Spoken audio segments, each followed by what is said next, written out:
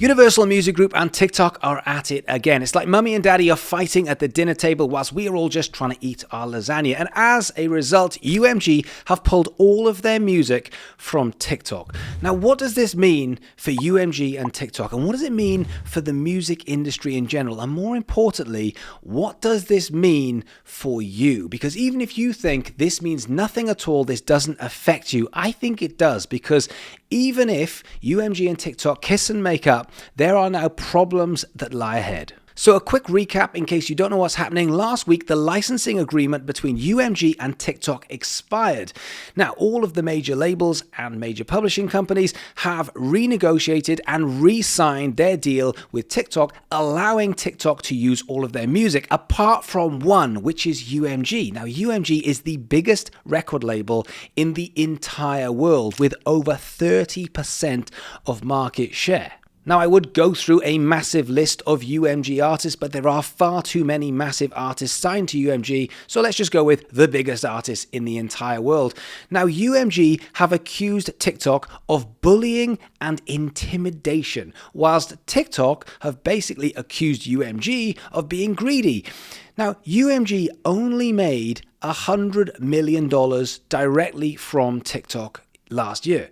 Now, that sounds like a lot of money, but when you think about it, UMG turned over $10 billion last year. So UMG is basically a sneeze in the wind. It isn't going to make that much difference, but that doesn't tell the full picture, and TikTok knows it, because this is the old exposure argument. Yeah, we're not going to pay you money, but think of the exposure. Isn't it amazing that even at this level, you still get the exposure? You still get that argument of like, yeah, we don't have any money, but think of the exposure. Now, UMG are clearly unhappy with this, so they've done the ultimate fuck you, and they have pulled all of their music from TikTok. Now, we work with a bunch of UMG artists, so when we woke up and heard the news, we went straight to their TikTok to figure out what's going on, and it turns out that not only have any pieces of content featuring the songs that are signed to UMG been pulled, but also any cover, including any live performance, including any songs which aren't attributed, which basically means anything that's in the background. And on top of that, this isn't just directly from the artist's profile. This is every single TikTok featuring any music from UMG across the entire platform. We are talking hundreds of millions of pieces of content, which now are still there, but are completely silent. This is the biggest dick swinging contest in the history of the music industry. You've got the biggest record label in the entire world versus the biggest platform with the most attention in the entire world. Now, before we start taking sides on which massive conglomerate is more greedy than the other massive conglomerate, the answer is both of them are massive greedy conglomerates. But the answer is not that simple, because this is what is known in the business world as a partnership by default, which means it's very difficult to uncouple them now. They both need each other in equal terms, and one of them doesn't have the leverage over the other one like they probably did a couple of years ago, which probably would have been UMG, I would think. TikTok need UMG because they are about to launch TikTok Music. But how do you launch TikTok Music without the biggest artists in the world? People aren't going to cancel their Spotify subscription, etc., and sign up to TikTok if the likes of, I don't know, Taylor Swift, The Weeknd, Justin Bieber, all of the artists that you potentially love, even John Mayer, aren't on that platform. But TikTok are saying, hang on, we can't afford to make that deal now because we don't know what's going to be around the corner in 2 or 3 years' time. So they're saying we need to protect our asset. They also know that they have more leverage now over UMG and all of the labels than they've ever had. In fact, probably more than anyone's ever had. Now, UMG need TikTok because of the reasons we talked about, which is the attention and the exposure, which, let's face it, is what record labels are all about. You've seen artists selling their catalogs for hundreds of millions of dollars. Why is that? Well, it's because of platforms like this, which is putting music at the forefront and allowing music to have a new lease of life, even though it's 20, 30, 40 years later from its release date. However, as crazy as this sounds, this is not just about money. This is about the protection of assets moving forward. Now, one thing that we have seen over the last 6 to 12 months is this huge, massive growth of AI. And that is very, very dangerous and very scary for the likes of UMG. We've seen over the last week or two what it's done damage-wise to Taylor Swift with the images on X. So imagine that times by potentially 90 years worth of assets that UMG own. UMG are worried about how this is policed. For example, what happens if something comes out that destroys some of their biggest artists in the world and therefore destroys the assets? So they want to know how this new AI and new technology is going to be policed. So therefore, what does this all mean for the ecosystem in general? Well, let's start with TikTok. If UMG dig their heels in and just say, do you know what? We're not coming back. We are not putting our music on TikTok. You're on your own. You don't have any of our artists anymore. This is a colossal problem for TikTok because TikTok's entire plan is all about growth and needing the record labels to have their licensing and to build into TikTok music.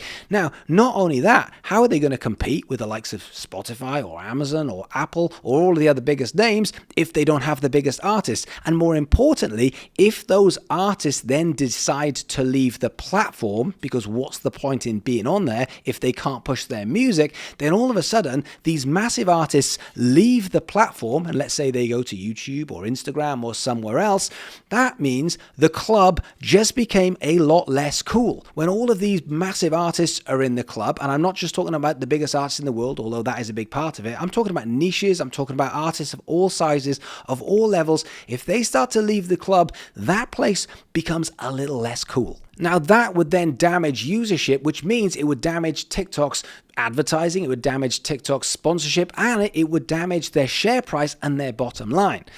So what about UMG? Well, UMG have the big artists. Up until now, they have always had the leverage, but they don't have that leverage in the same way as they once did. So lots of people are saying, when I was doing research for this video, lots of people are saying, well, this doesn't really affect the big artists. They're way past that. It doesn't matter. That is utter dog shit.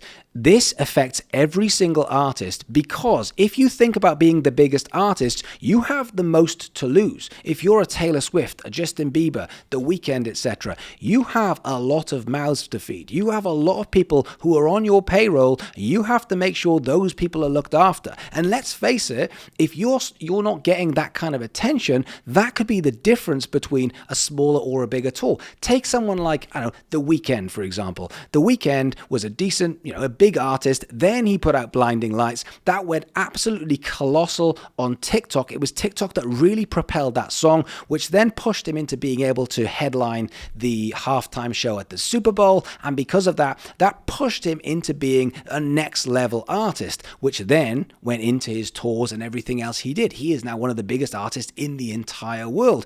So TikTok could be the difference between playing arenas or playing stadiums. It could be the difference between doing 50 shows and doing 70 or 80 shows. All of this goes into your staffing bill. This goes into your team.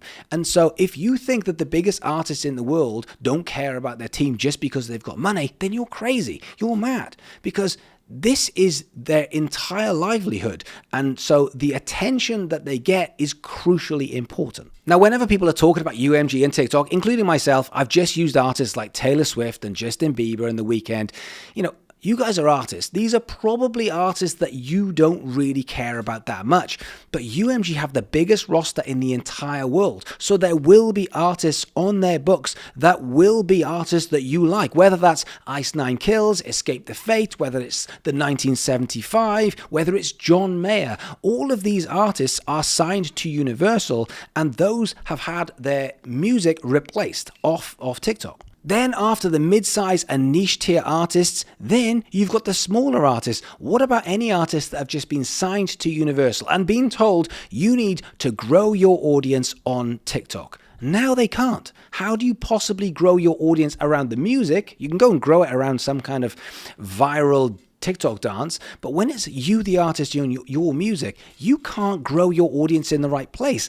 So what does that mean? Well, it means that if you've got a new artist that is going to be the next massive thing, the next Drake, for example, and they've got 3, 4, 5 deals on the table, including Warner and Sony and UMG.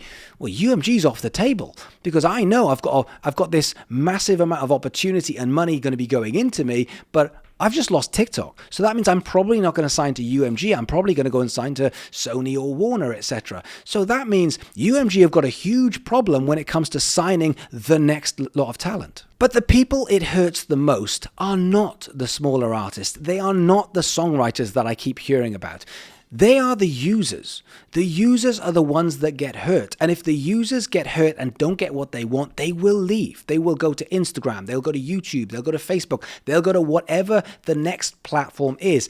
And that means it hurts every single artist on the entire roster, not just on UMG, but on TikTok and anyone who's putting out music, because you've just lost a really, really solid way of getting your music heard, of building that attention, of getting free attention. So how does this affect you? And more importantly, what do I think is going to happen next? Well, I think this is a partnership by default, which means I think one of them, or probably both of them, have to capitulate because I think they both need each other. But I might be wrong. One of them might just say, no, Lucian Grange might just say, I'm too stubborn. I don't care. I'm going to go and take the power back. And in 3, 4, 5 years' time, I'll take the hit now in order to have more power later. But maybe they won't. I think they will sort this out. But even if they do sort it out, and in next week we all go, oh, it's all fine. Mummy and Daddy are back together after the hiccup divorce. Possibly. But now we know. Now we've just seen that writing on the wall. We've just seen how fragile that relationship is. Not just TikTok and UMG, but now Instagram and Warner, or Spotify and UMG, or Tidal, Apple, Amazon, and every other record label. We've seen the fragility and what could potentially happen. So what this means is we're not going to play that game. We have to start diluting the content creation and the way we are strategizing our releases. Now, this means you need a diverse strategy for how you're going to put out music, which means TikTok might be the easiest way of getting attention, but now you can't afford to have one platform. You have to be thinking that TikTok might go down at any time. But Instagram, Facebook, Meta, they might go down at any time. We've seen it. So therefore, we need to make sure that when we're making content, when we're looking after the fan base, that's the key here. Not just getting the attention, but when we're looking after that audience, that fan base, we have to be able to do it on a multi-platform level. Otherwise, if something goes and you lose not just the attention, but you lose your audience and your fan base, you have big problems. So for the next couple of months, we need to be thinking of long form, short form, discovery content, value content. We need to be thinking of YouTube Shorts. We need to be thinking of Facebook Reels. We need to be thinking of pictures. We need to be thinking of long form video that goes on YouTube, because it's now not just about attention. It's about how we look after the audience. This is like having all of your money in Tesla and going, Tesla's the best stock. I'm just going to put all of my money in Tesla. And then Elon Musk does something stupid and you go, bollocks, I've just lost half of my entire wealth. Why? When you can diversify your portfolio in the same way as you can with your content creation and in the same way as you can for your audience. So wherever you go, you need to be able to pivot at any moment. But what I want to know from you is, will they sort this out? Because when this first happened, when I first heard about this, I thought to myself, they'll sort this out by next week. Obviously, they'll sort this out by next week.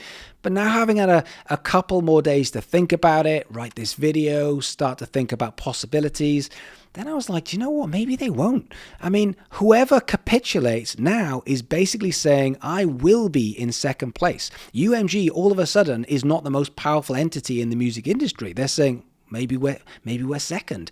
And that isn't going to feel good for Lucian Grange and the entirety of Universal. Now, I know that at the moment, the artists are having their music pulled. I mean, I'm having to deal with it myself with some of the artists that we work with. And so therefore, we're starting to figure out what that strategy looks like. Normal service will be resumed at some point in some way, whether it's with or without TikTok, but they might not sort this out. And if they don't, what does that mean for TikTok Music, for TikTok in general, and for UMG, and for the other platforms like YouTube and Meta and Instagram, etc.? I want to know what you think. Will they sort this out? If so, when? And what does that mean for the music industry and for these massive conglomerates moving forward? Let me know in the comments below. Fascinating. Shows how much you need a good strategy.